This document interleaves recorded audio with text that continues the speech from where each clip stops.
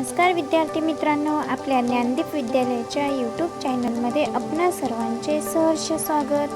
Standard 8 subject English topic 2.2 the house builder. Today we are going to start with our new chapter that is 2.2 the house builder. विद्यार्थी मित्रांनो, सर्वप्रथम आपण चिटचॅटवर आधारित असणाऱ्या गप्पा गोष्टीचे प्रश्न पाहूया. What is retirement from occupations? व्यवसायातून निवृत्ती म्हणजे काय? Retirement from occupations means you stop doing your job, work, etc. because you have reached a particular age. Second question, when do people retire? लोक निवृत्त केव्हा होतात? People generally retire at the age of 60. Some retire before 60 also. Third question, for what reasons do people have to retire from their occupations? लोक कोणत्या कारणाने निवृत्ती घेत असतात? Old age is the main reason for having retirement from occupations. Sometimes health problems also compel some people to retire. Some people who lived successful life for a long time decide to retire for living with their families and enjoy a happy life. Last question, how do people spend their time after retirement? लोक निवृत्तीनंतर त्यांचा वेळ कशा प्रकारे घालवतात? विद्यार्थी मित्रांनो, after that retirement most people spend their time with their families. Some enjoy their incomplete hobbies and some do social work of their linking. So let's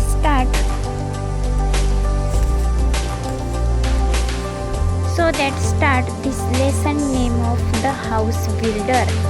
The house builder means Gawandi. This is a story of a mason who worked for a building contractor.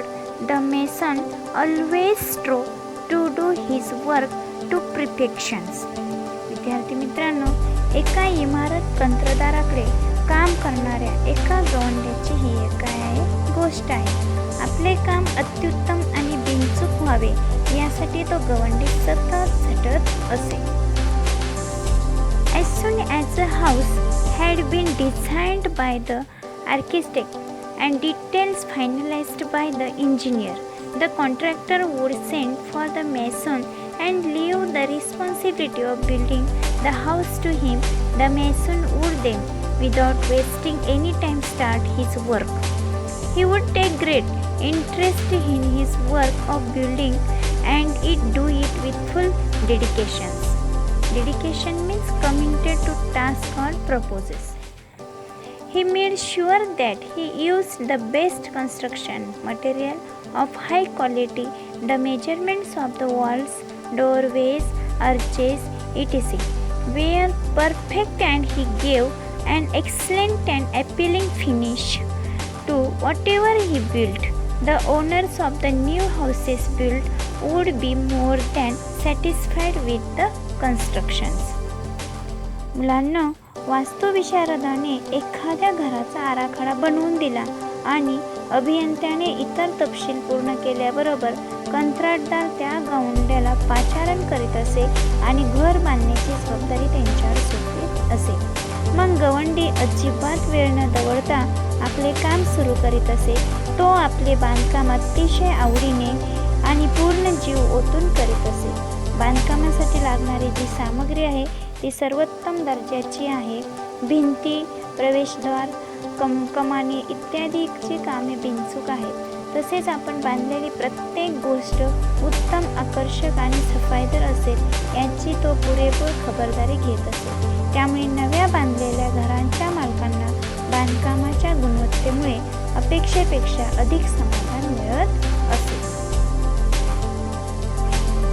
Because of the diligence, loyalty and persistence that he displayed in his work, the mason was in great demand and fetched good business to his contractor.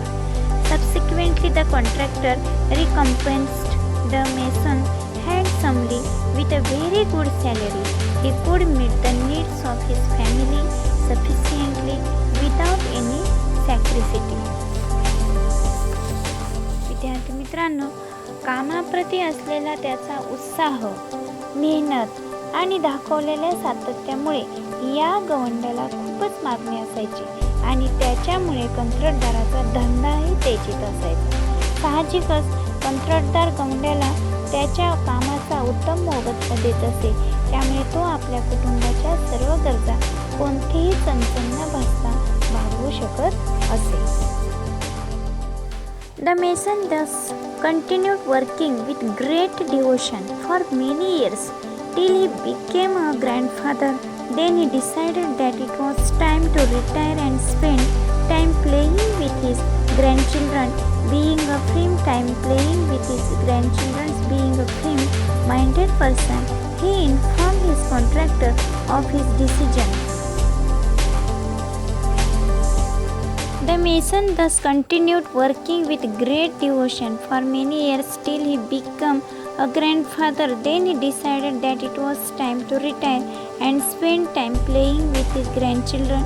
Being a free-minded person, he informed his contractor of his decisions to retire from house building. The contractor was very disheartened to lose such an excellent workman and urged the mason to continue his job, but to no avail. The mason had made up his mind and refused to carry on. विद्यार्थी मित्रांनो, अशा रीतीने तो गवंडी वर्षानुवर्ष एकनिष्ठपणे काम करीत राहिला, अगदी आजोबा होईपर्यंत.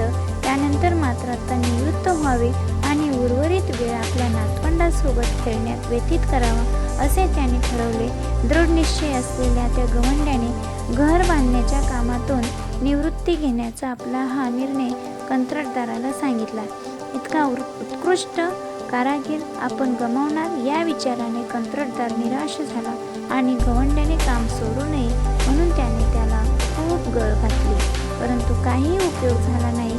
गवंडी आपल्या निर्णयाशी ठाम होता, त्यामुळे त्याने काम चालू ठेवण्यास नकार दिला. Finally, the contractor convinced the mason to build one last house on a beautiful and convenient site. As a special favor, the mason agreed to do so with great reluctance, not too happily either. अखेरीस कंत्राटदाराने खास विनंती म्हणून एक सुंदर आणि सोयीच्या स्थळी एक शेवटचं घर बांधण्यासाठी गवंड्याला तयार केले. इच्छा नसूनही तो नाखुशीने तयार झाला. The construction started. It was a most beautiful designed house to be built at a sought after location. However, the mason could not put his mind and heart in his work. He did his work very roughly and carelessly without interest or dedication. Even the building material used was of low quality, but he did not care. He simply wanted to complete the job in haste and finally retire. विद्यार्थी मित्रांनो, बांधकाम सुरू झाले. अतिशय सुरेख आराखडा बनवलेले ते घर एका खास निवडलेल्या ठिकाणी बांधले जाणार होते. शेवटी परंतु त्या ठिकाणी गवंडीने आपले चित्त गुंतवू शकला नाही.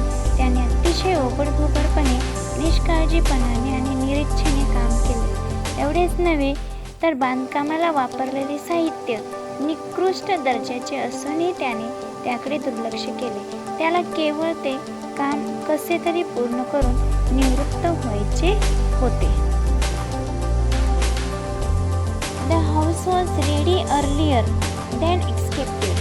Very roughly made structures, weak walls, poor finish, and did not look as good at all as designed. Yet the mason did not care.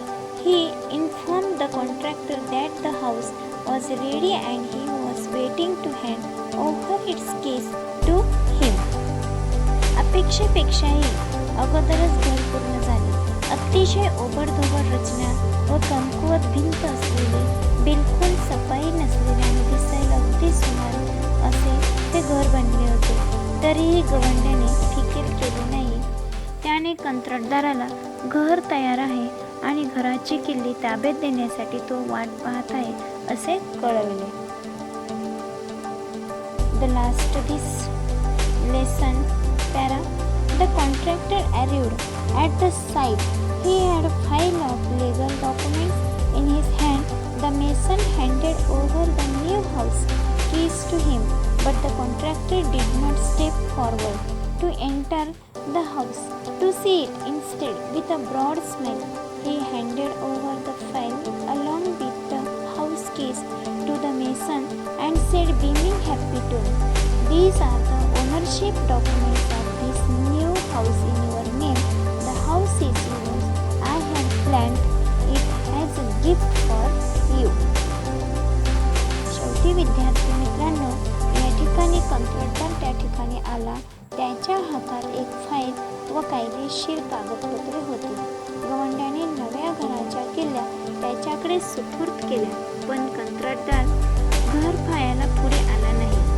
त्याऐवजी हसऱ्या चेहऱ्याने त्याने हातातील फाईल घराच्या किल्ल्यासकट गवंड्याकडे सोपवली आणि अतिशय हर्षभरीत स्वरात तो म्हणाला, "हे नवे घर तुझ्या नावावर करणारी ही कागदपत्रे आहेत. हे घर तुझे आहे. मी तुला भेट म्हणून देण्याचे योजले होते."